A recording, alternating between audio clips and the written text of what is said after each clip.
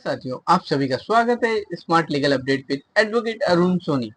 साथियों, आज हम बात करेंगे क्या स्टाम्प 6 महीने बाद स्टाम्प अमान्य हो जाता है। इस विषय पे हम बात करेंगे। तो ये जानकारी जानने से पहले हमें ये जानकारी होनी चाहिए कि स्टाम्प होता क्या है।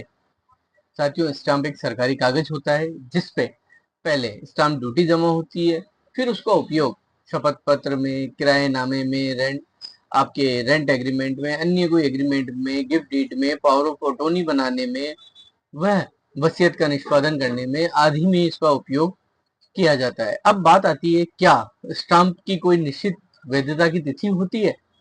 सामान्यतः स्टाम्प के वैधता की कोई तिथि निर्धारित नहीं है। इंडियन स्टाम्प एक्ट 1899 में ऐसा कोई प्रावधान नहीं है जो ये बताता हो कि एक समय बाद या एक तिथि के बाद स्टाम्प अमान्य हो जाएंगे।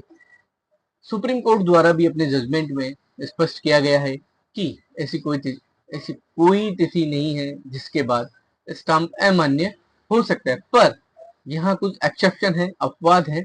सामान्यतः कुछ राज्य, राजस्थान, गुजरात, महाराष्ट्र में राज्य कानूनों के कारण वहां स्टाम्प 6 माह बाद अमान्य हो सकता है। ऐसा इसलिए होता है कि राज्य सरकारों को स्टाम्प ड्यूटी से संबंधित कानून में संशोधन करने का अधिकार प्राप्त है।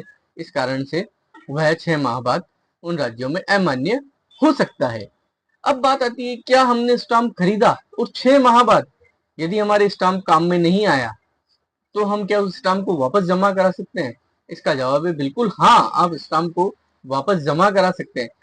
इंडियन स्टैम्प एक्ट 1899 के सेक्शन 54 के अंतर्गत बताया गया, यदि आपने कोई स्टाम्प खरीदा है और खरीदने की तिथि से 6 माह के भीतर यदि आपके स्टाम्प किसी उपयोग में नहीं आया तो आप उसको कलेक्ट्रेट के वहां जाकर या कलेक्टेड ऑफिस में जाकर उस स्टाम्प को आप जमा करा सकते हैं। उस स्टाम्प के प्रति रुपए 10 पैसे की कटौती की जाएगी और वो स्टाम्प वापस से आपका जमा हो जाएगा। धन्यवाद दोस्तों। इसी तरह लीगल अपडेट पाने के लिए मेरे चैनल को लाइक एंड सब्सक्राइब करें।